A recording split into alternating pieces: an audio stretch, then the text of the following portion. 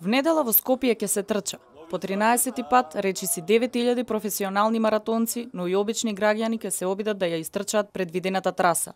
Градските власти, кои се и организатори на спортскиот настан, информираа дека се е подготвено. Посебен режим за сообраќај ќе се воведе речиси во целиот град со цел непречено одвивање на маратонот. Организаторите се задоволни од одзивот, бидејќи бројот на пријавени маратонци се зголемил за 1000, што е дополнителен мотив се да биде организирано безпрекорно.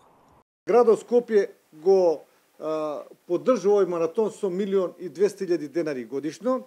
Исто така и јавните предпријатија на градот Скопје активно учествуваат во подготовката на овој спортски маратон, а исто така и при неговото одржување исто така ќе бидат многу активни.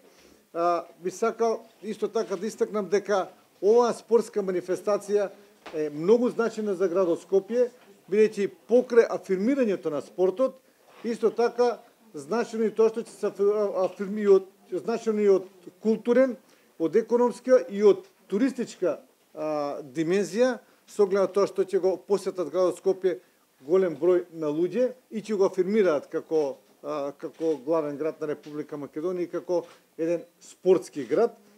На пресконференцијата покрај градоначалникот присуствуваа директорот на маратонот Кире Синадиновски, директорот на Агенцијата за млади и спорт Маријан Спасевски, македонската шампионка во маратон Весна Кираџиева и Дарио Ивановски, кој пред неколку недели го освои првото место во полумаратон во Белград.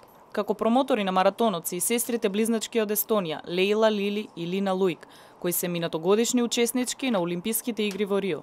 Стартот на маратонската и полумаратонската трка, како и на штафетниот маратон, е закажана за во 8:30 часот, а трката од 5 километри 15 минути подоцна.